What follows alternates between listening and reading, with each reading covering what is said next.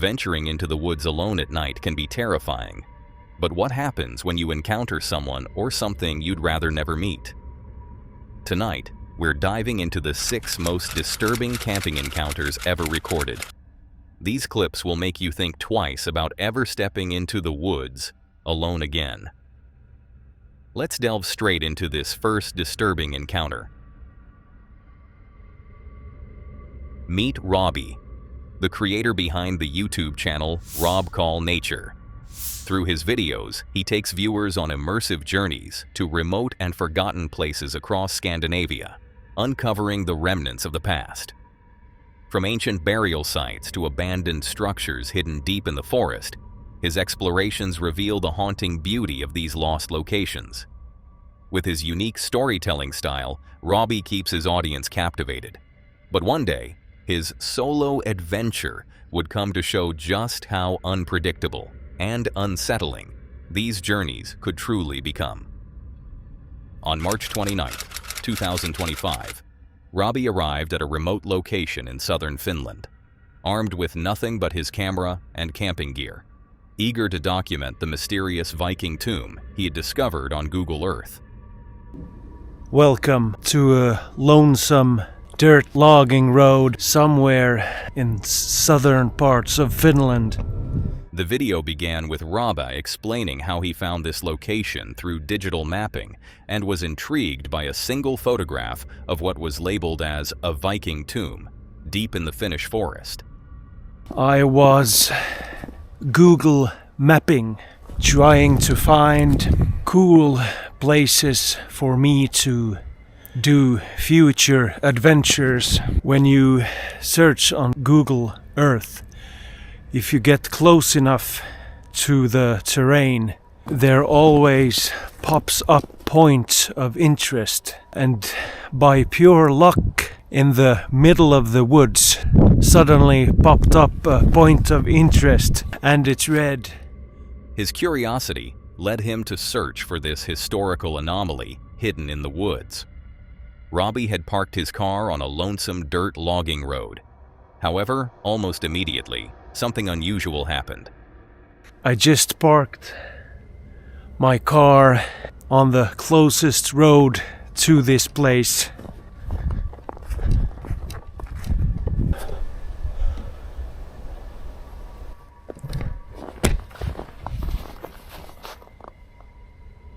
That's weird. Why would they do that? That really bothered me. Why would they take pictures of my car? A vehicle drove past, slowing down noticeably when the driver spotted him. This initial encounter took an even more unsettling turn when the same car circled back, this time photographing Rob's license plate before driving away. The tension was evident as Robbie questioned the strange behavior. Unpacked my car. There drove a car by. They slowed down pretty much when they saw me.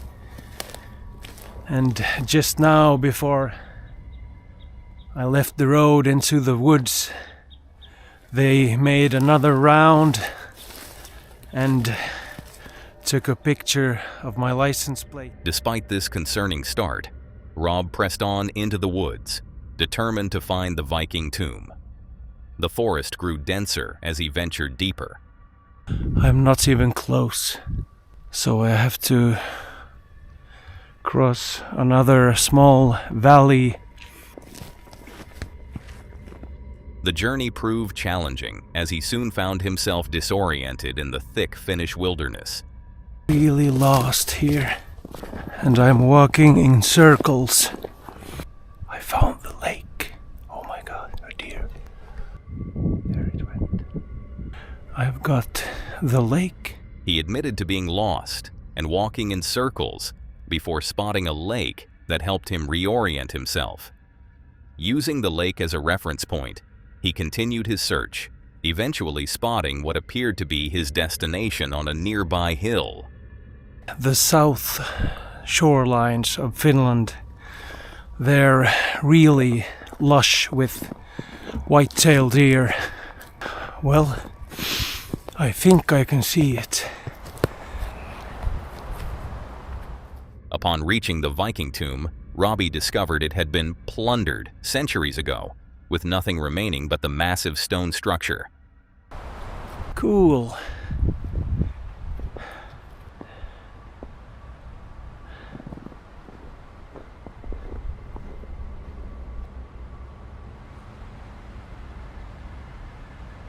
Well, it's plundered, all right. I wonder how many hundreds of years ago they plundered this place. They could have left a sword for me, or two. As the day progressed, Robbie began to theorize about the tomb's location, connecting it to Viking travel routes. His historical speculation added depth to the discovery. With nightfall approaching, Rob set up camp near the tomb, creating a hammock shelter complete with insulation against the freezing temperatures. I did this exact setup last week when I did some island hopping in the Finnish archipelago. What a nice view.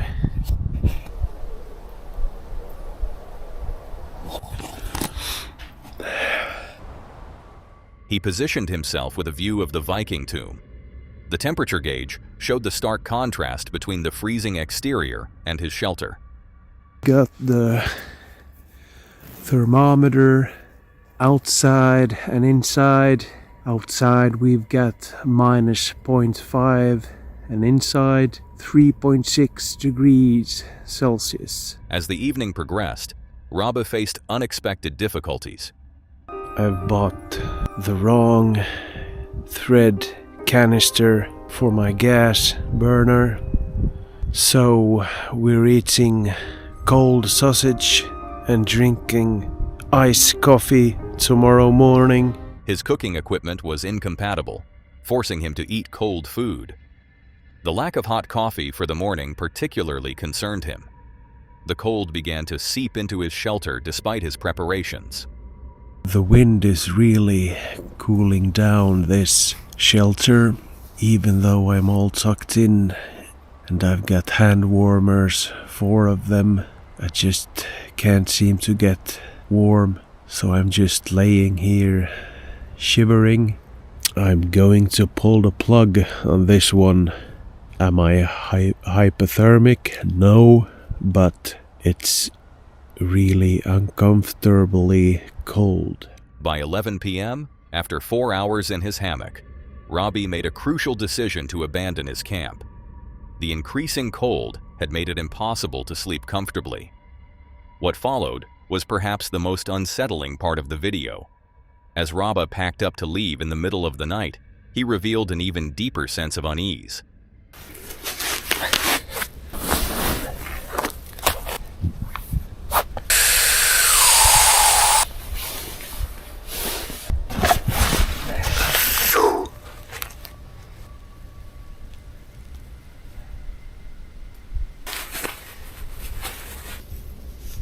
One last glimpse of the Viking tomb.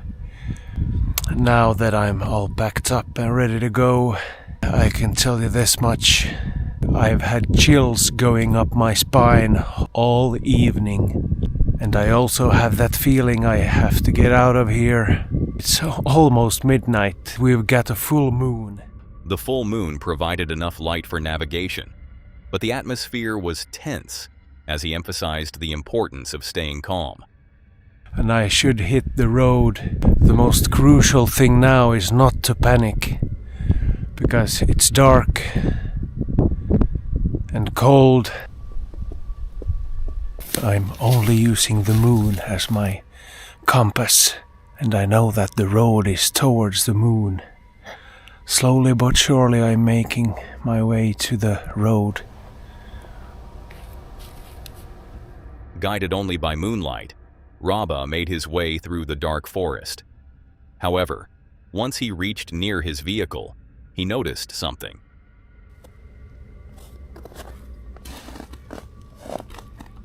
Well, someone has been interested in my car. I knew there was something off. These are not my footprints.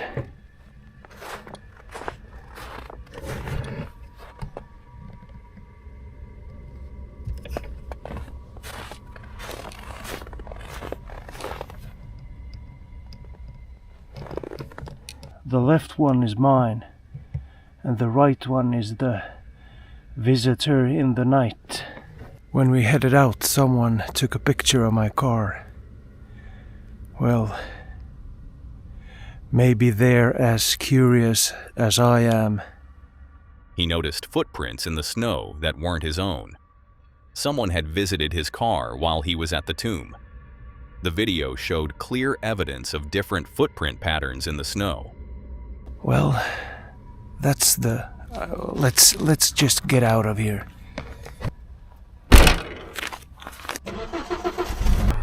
What a trip. That was quite the experience. I've never had anyone stalking me before. It wasn't stalking, but when I parked my car, I never walked on the passenger side. That side was full of prints.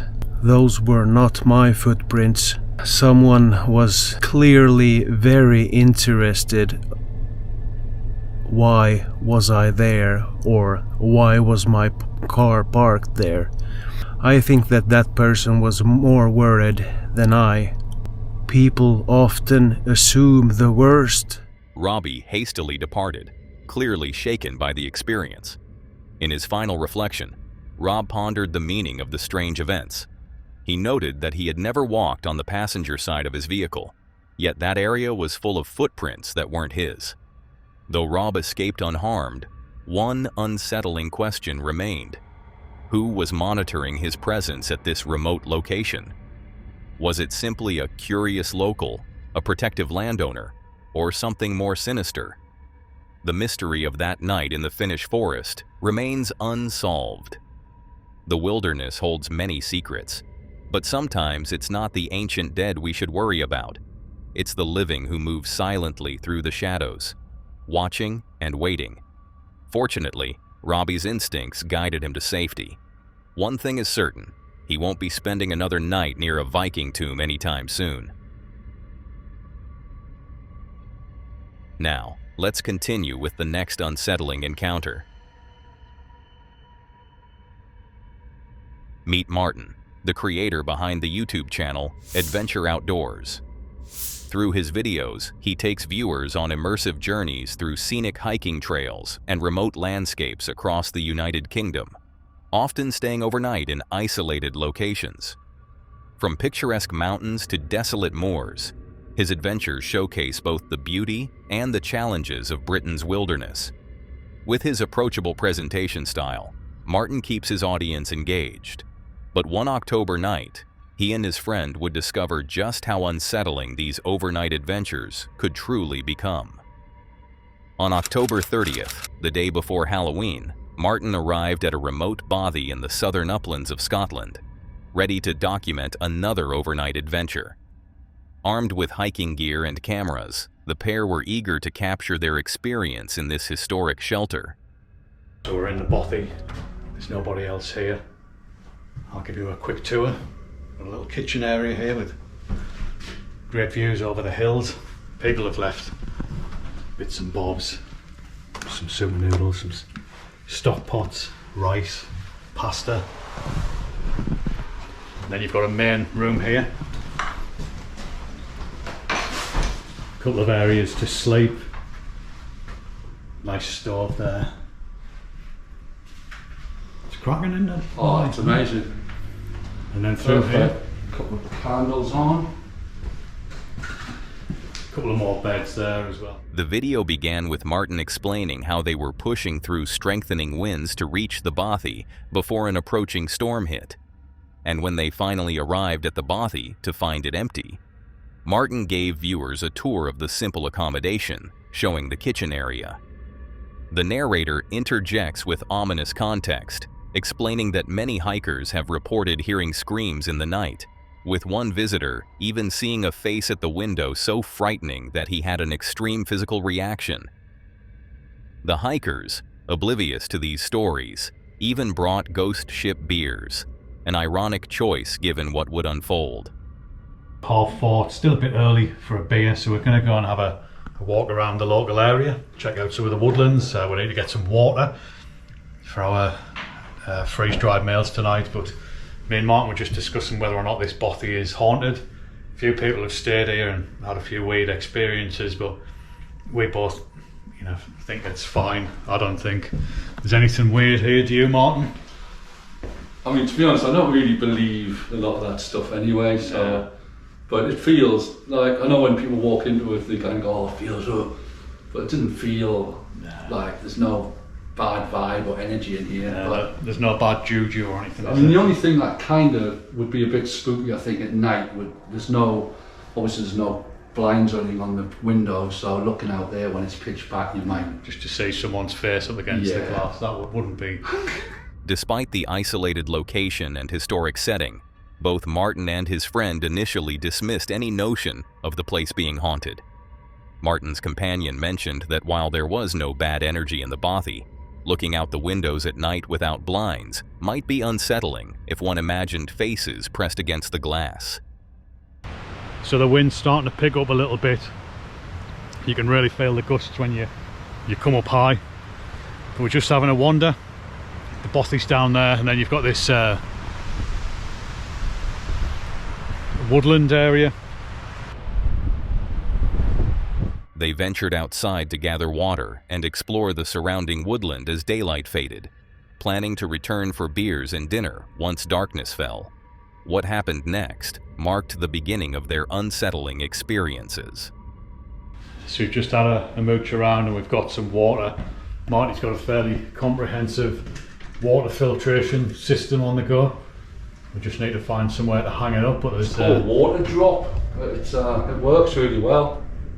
There's some hooks here, Martin, if you want to hang it up. Were you going to go out and cut some wood like with them saws? Not now. I thought you were. No, I didn't touch them. They were hanging up there. Oh, that's the first bit of spooky action for the night. No one's been in, but... Bit freaky that, isn't it? A little bit odd. Upon returning to the bothy, they noticed a pair of scissors had mysteriously moved positions while they were away, despite no one else being present at the location. This first incident created a palpable tension, though they tried to maintain their composure by enjoying their planned beers. Cheers. Cheers, mate. Here's to a good night. Yeah. As the night progressed and the storm intensified outside, the atmosphere inside the bothy grew increasingly tense. Well, so here we are. It's getting dark outside. The storm has really picked up. I don't know if you can hear it on the GoPro, but it's definitely gusting out there pretty strong, isn't it? Yeah, I'd say it's 40-50 mile an hour, the gusts. But it feels like it's getting slightly worse by the hour. I reckon up until about midnight. Yeah. Martin documented the strengthening storm, estimating powerful wind gusts and noting the worsening conditions. They began preparing their evening meal as the storm raged outside. Well, we're going to get our food on now, so get the stoves on and get cooking. Get some wine on the go. That's a good idea, yeah. Where is the wine? Oh, there it is. The pivotal moment came when they discovered the bothy's logbook and began reading through previous visitors' entries until something extremely terrible occurred. So this is quite a popular bothy by the looks of it. Someone actually stayed last night. It was nice and tidy when we came in. So plaudits to whoever stayed here last night. Hold on a minute.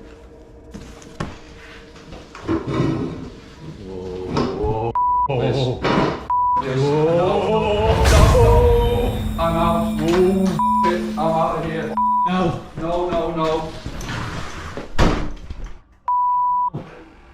Without warning, a door suddenly began moving on its own before slamming shut with tremendous force. The terror this incident caused was unmistakable. Both men fled the room, visibly shaken. Martin explained their panic, while his friend appeared too disturbed to return to the room. Right, you can't see us here, but we just ran out of this room there. That was totally weird. The door just started to move on its own, and then it just pretty much slammed shut. Approximately 10 minutes after the door incident, the hikers attempted to rationalize their experience. It's probably about 10 minutes after our ordeal with the spooky door closing over there. Though they considered wind and backdraft as possible explanations, their expressions and tone revealed genuine fear. Just as they were trying to calm themselves, they witnessed the most disturbing phenomenon of the night. It's the only rational explanation, even though I'm not even looking at that. No, I'm not looking at it. It's moving, right? So, I'm honest, I don't know where to go. I don't know where to go. This can't be right.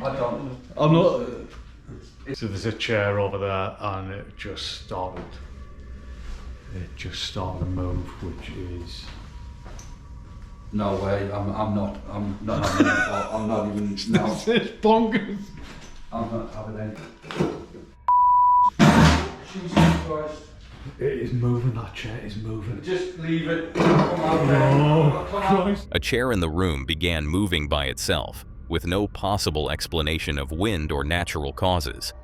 Martin's reaction was immediate and visceral, refusing to look directly at the moving object. In obvious distress, he expressed confusion about where to go, noting the darkness surrounding them.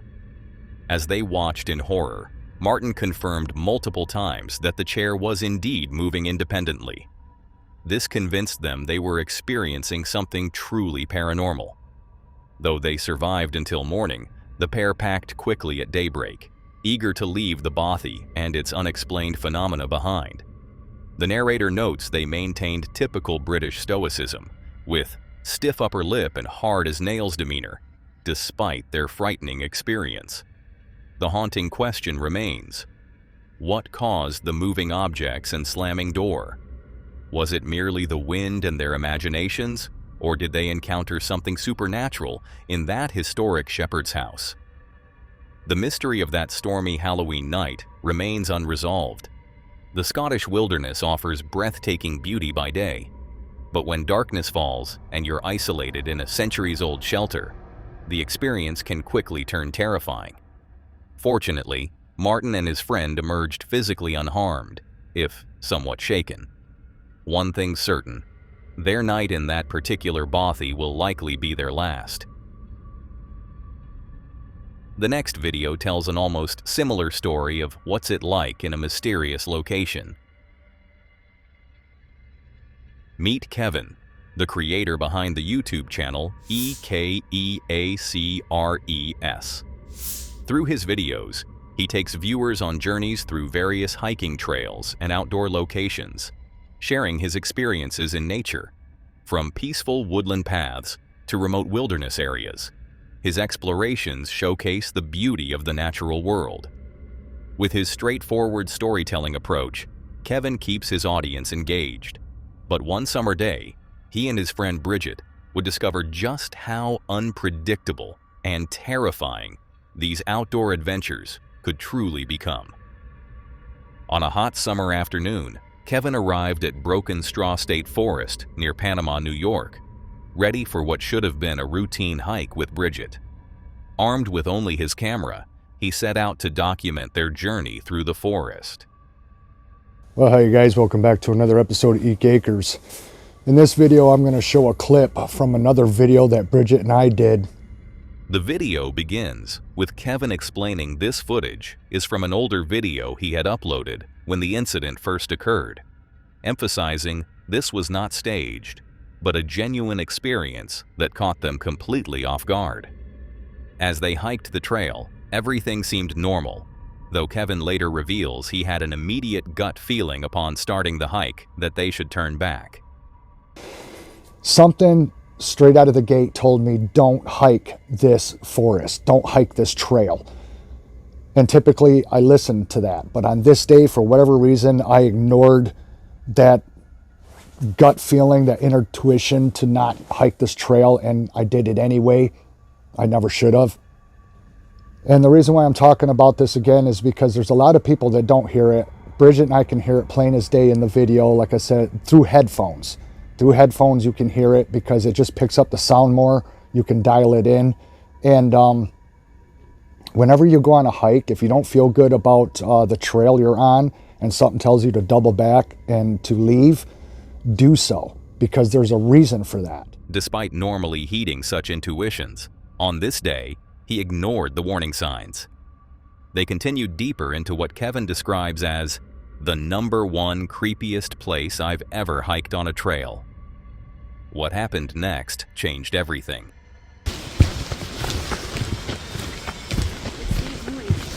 Creaking tree.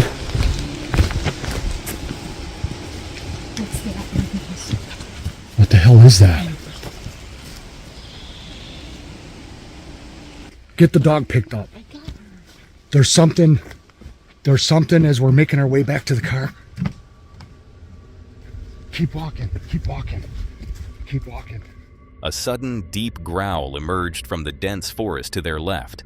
In the footage, Kevin initially mistakes another sound for something else, when in reality, it was likely a fawn being attacked. The growl that followed was unlike anything native to the area, powerful, primal, and terrifying. The fear is palpable as they realize they're potentially in serious danger and begin making their way back to their vehicle. I never should have. And whatever this thing was, it was killing a baby deer.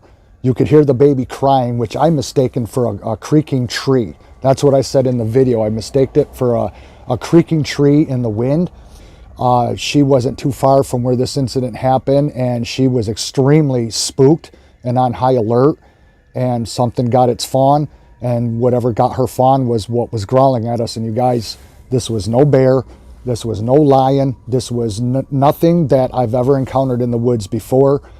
Kevin later explains that they were fortunate the encounter happened just half a mile from their car. Had they encountered this entity deeper in the forest, the outcome might have been far more dangerous. The massive creature, which Kevin describes as having extraordinary lung capacity that filled the whole forest with its growl, remained hidden in the thick undergrowth, impossible to see despite Kevin's attempts to capture it on camera. Kevin firmly states this was no bear or known predator, but something he'd never encountered before in all his hiking experiences. Though he never explicitly identifies what they encountered, he references certain cryptid possibilities in his discussion, implying this might have been an encounter with something beyond conventional explanation. Although Kevin and Bridget escaped safely, one haunting question remains. What exactly was that creature in the woods? Was it merely an unidentified predator, or something more mysterious that science has yet to classify? The powerful growl and the fact it remained perfectly camouflaged despite being close enough to be clearly heard suggests something with both intelligence and formidable predatory capabilities. Wildlife can be unsettling, but encounters with unexplained creatures pose questions that challenge our understanding of the natural world. Fortunately, Kevin and Bridget's quick response ensured they didn't become part of a more tragic story. Their experience serves as a powerful reminder. When your instincts tell you something's wrong in the wilderness, listen. Kevin learned that lesson the hard way and now shares it as a warning to others who might venture into remote forests. If you thought this encounter was disturbing, stay tuned for our next analysis of unexplained footage that will make you question everything you thought you knew about the haunting world. Meet Dave, the creator behind the YouTube channel Dave Explores. Through his videos, he takes viewers on immersive journeys to abandoned mines and forgotten structures across remote landscapes, uncovering remnants of America's industrial past. From weathered cabins to mysterious artifacts, his explorations reveal the haunting beauty of these lost locations. With his straightforward, observant storytelling style, Dave keeps his audience engaged. But on this particular day, he would come to understand just how unpredictable and awkward these adventures could truly become. Dave arrived at a remote location up a canyon, ready to document the abandoned Mountain Boy mine operation. Welcome back to a brand new episode. Today we're headed to a mine called Mountain Boy Mine Operation right up this canyon. Should be an interesting one. We got 5 miles to go, so stay tuned. The video began with Dave explaining his destination. As he continued driving, Dave spotted the first remnants indicating they were approaching the mining area. Now, oddly enough, if you look this way,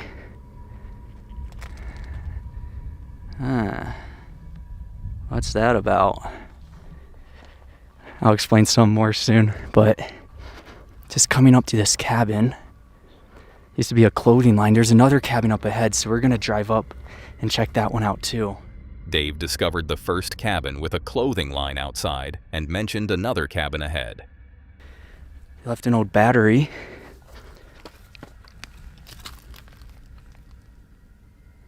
Check that out. This is the old cabin. Tons of stuff left behind. Huge one right there. Smaller one.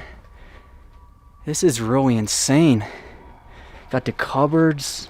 How to walk around it. Inside the first cabin, Dave found old beds, cupboards, and what appeared to be a kitchen area with plumbing, all left behind, as if frozen in time. Moving forward, Dave encountered signs marking federal mining claims with no trespassing notices. He explained his awareness of staying on public land while respecting private property boundaries. See, coming up here, federal mining claim, property of the United States. Wonder if they have a date. I don't see a date. Now we're allowed to walk around it. It just means not going inside. But that's an old miner's cabin. This is probably someone's prospecting spot now. Got a log cabin right here. Not a log cabin, a workshop. One time had no trespassing. Got the big doors. Dave discovered what appeared to be a workshop building adjacent to the main mine entrance, complete with large doors typically found in processing facilities. And then he continued exploring the place. Now, interestingly, these are ore carts, which meant it probably had something to do with processing. There's a big ore cart coming out here, which I believe is closed off. It's interesting to see a mine adit and then have this building right next to the adit like that.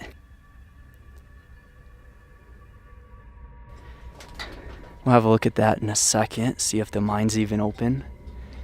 But first, let's scope this area out. Look at all these ore carts left. That's really neat. So after the mine was used, they took them out, maybe expecting to reuse them or relocate them to another mining site. That's generally how we do it. But they just got left to the side. But it's this big open area. Just as Dave was settling into his exploration, something unexpected happened. The metal rails, of course, following them along. I believe that was the main mine, what we had ran into just now. There is a neat log cabin. I say we go check out real quick. Look around us too. It is a smoky day. Other explorers arrived at the same remote location. The atmosphere changed as both parties tried to navigate this unusual situation, each wary of the other's presence. So I have to look at that one too. And check it out.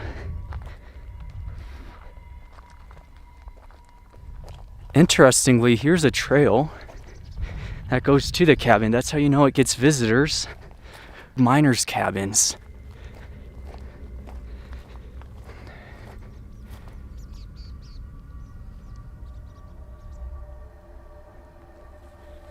There's just 2 individual rooms. Not anything inside of them. They're definitely weathered away. Looking back at the main mine, what's interesting is when you look up this mountain, I'm not sure if you could see it or not, but right here is waste rock. It's kind of difficult to see with all the smoke, But that means there's an adit up there. It doesn't look like a significant amount of waste rock, but definitely more than just a testing pit. Despite the unexpected company, Dave continued investigating the mine entrance, only to discover it had long since collapsed. He noted how tree roots had grown through the entrance, providing some stability despite the collapse.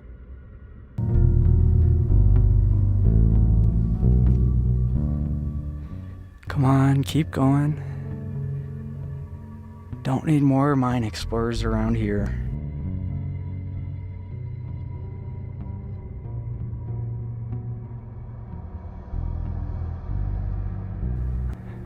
Both on public land. Both have the same idea. Let's go explore some abandoned mines, but just waiting it out.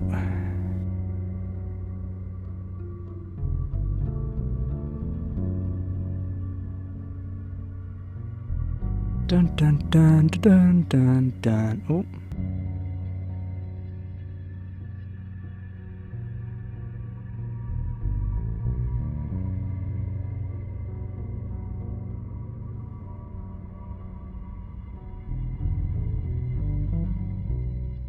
What followed was an awkward dance between Dave and the other explorers, each taking turns examining different parts of the site, waiting for the other to leave certain areas before approaching them.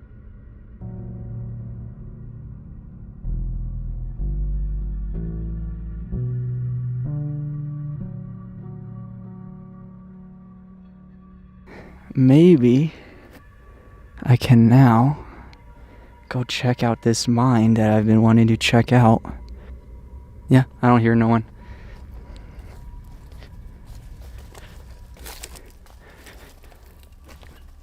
So, you got the rails collapsed in. It's definitely going to be a sketchy one. That's the adit. With enough work, you could dig it out and get into it. And I would trust it somewhat because of these roots. It's all rooted. There's trees above it. But that's collapsed in. It's not going to be open for a long time. Dave returned to examine more structures, finding another cabin with surprisingly well-preserved furniture. The beds, though missing mattresses, remained intact, along with shelving and household products. We're all done right here. Now we're going to head down, check out the rest of this stuff. This is just a production section. And we'll keep going.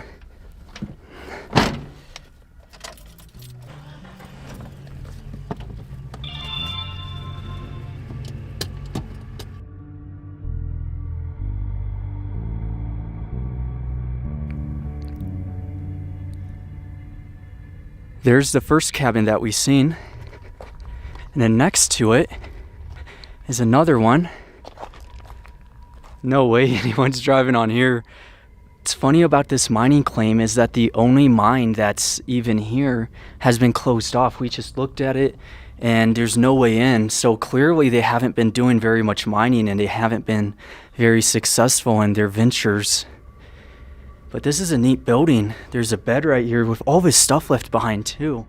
Dave noted the corrugated metal roofing still in decent condition, and observed how trees were now growing directly in the middle of what once were access roads, demonstrating how long these structures had stood abandoned.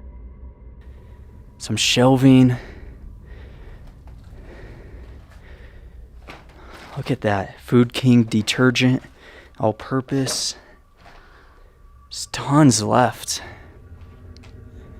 And nobody get after me about this because I know damn well those people who were here too, they went in all these buildings that I went in. So if you want to go after someone, the size of these logs, they're humongous. And the old furnace stove pipe. Ah, nice chair.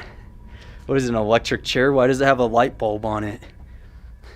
That's interesting. But yeah, we'll leave this cabin now. Look at the outside of it. The roof isn't too bad.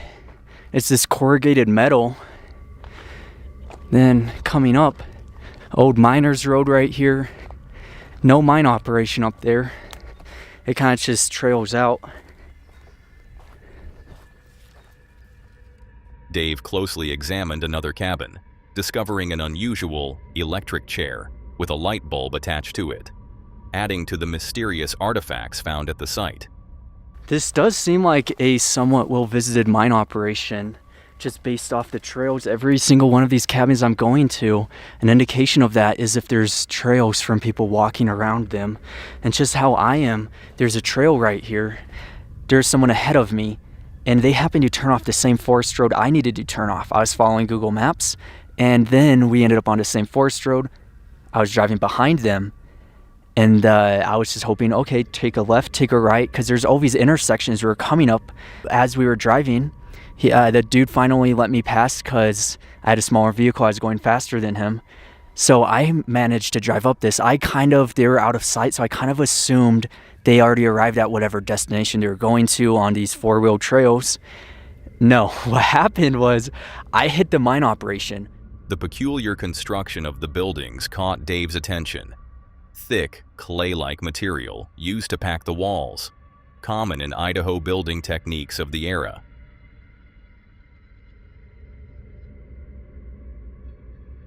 And it was funny though, because as I was exploring, I was kind of looking out going like, damn, is this kind of sketchy, you know? Like, what if there's some sort of, you know, it's public land, but people like to say, oh, this is private property, even though it's public.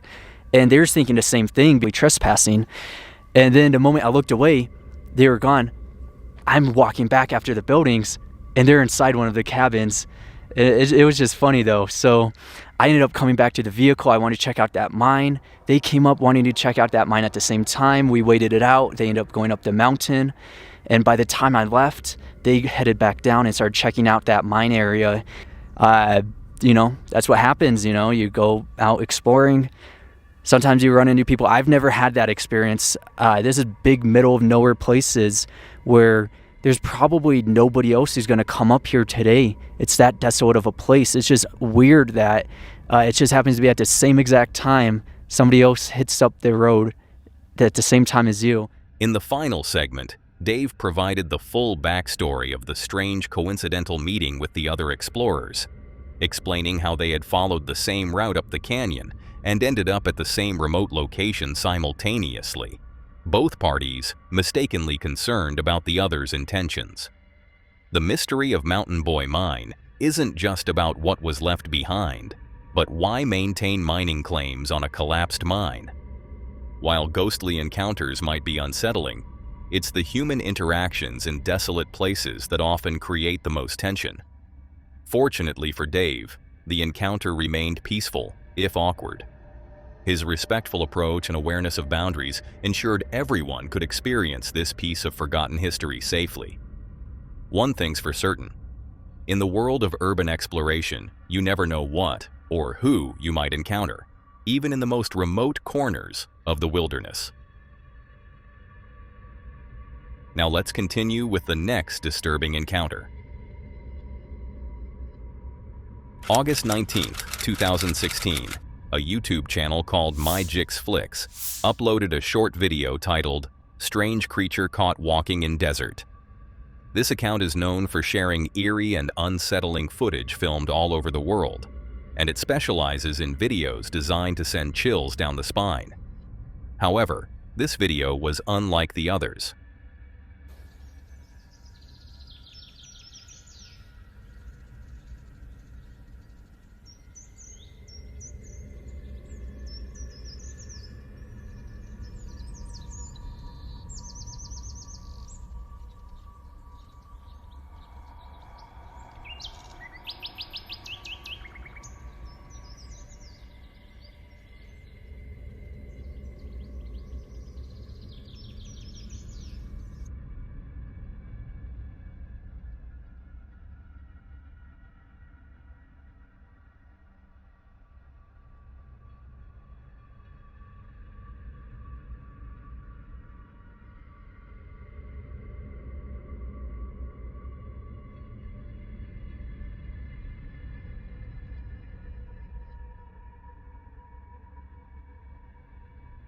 In the full video, It showed a tall creature walking across an area in the middle of nowhere.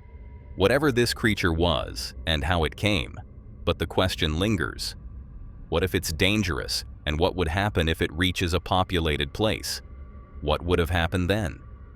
Some mysteries are better left unsolved. If this already gave you chills, brace yourself for the next spine-chilling video. Meet the creators behind the YouTube channel Lil Goofy. Known primarily for their dark parodies, jokes, haunted stories, and pranks, this channel blurs the line between reality and fiction. Their videos typically leave viewers questioning what's real and what's staged. This particular hiking video is no exception, a mysterious encounter that has viewers divided over its authenticity. On this particular day, two friends set out to explore one of their favorite trails, excited to show viewers the hidden caves that few people know about. Armed with only their camera, they were eager to capture the natural beauty of the secluded location. I really like this trail because up there's like a bunch of caves, bro. It's a bunch of cool places. The video begins with descriptions of the trail, mentioning the caves and explaining why it's a favorite spot. The casual conversation establishes a relaxed mood that makes what follows all the more jarring. As the sun begins to set, they discuss how much longer the hike will take, estimating another 30 minutes to reach their destination. How much longer do we got? Probably another 30 minutes. All right, stop. I know we're almost there. Starting getting sundown, but look at those views. And the way you make it sound, I'm pretty sure. Despite growing tired and noticing the approaching darkness, they pause to admire the stunning views, briefly considering whether to continue or turn back. I know it's a little hard still, but if you want, we can rest a little bit right here.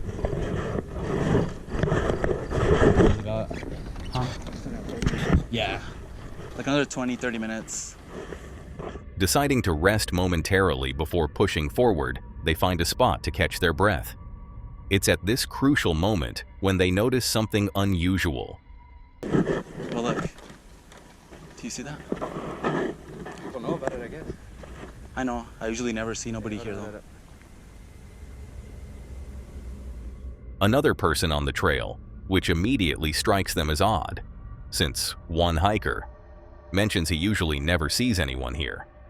What happens next sends a visible jolt through both hikers. They notice something deeply disturbing about the stranger. Where has hands behind his back? Is that a knife, bro? Dude, he's got Yo, just get out of here, man. Let's just go. What the hell, bro? Is this really happening, bro? Yo, I promise, every time I come, nobody's here. Should we go? His hands appear to be behind his back, and as he gets closer, they realize he's holding what looks like a knife. Panic immediately sets in as they frantically decide to flee while processing the situation unfolding before them. Bro, where's your phone at? Where's your phone? Why don't we just call the police? I left one in the car too. Bro, what the heck? Is he following us though? Yo, he's right there, bro. I said we go. What the heck, man? Alright, so I don't know what's going on, but there's like some crazy guy up here. Their vulnerability becomes painfully apparent when they realize neither of them brought their phones, both having left them in the car. This critical detail, whether genuine oversight or convenient plot device, intensifies the mounting tension. The situation escalates when they confirm the stranger is actively pursuing them.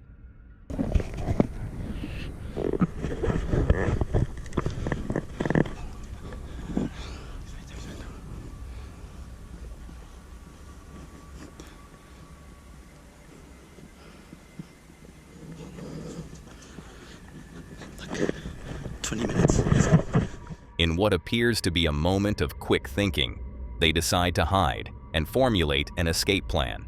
The realization that they might be at a disadvantage on unfamiliar territory adds another layer to the unfolding drama. The final moments of the footage show their continued flight through the darkening woods. What makes this footage particularly compelling is the lingering question. Was this a genuine encounter with a threatening stranger? or another expertly crafted prank from the Lil Goofy channel. The conviction in their reactions suggests authentic fear, yet the convenient narrative elements and the channel's history of staged content cast doubt on its veracity. Whether real or staged, the footage serves as a stark reminder that isolated hiking trails can harbor unexpected dangers. We may never know the truth behind this disturbing trail encounter. Was it a genuine brush with danger or an elaborate performance designed to captivate their audience? The mystery is part of what makes this footage so compelling. And perhaps that's exactly what Lil Goofy intended all along. That's all for today, folks. If you want to see more of this creepy content, click on the video on screen.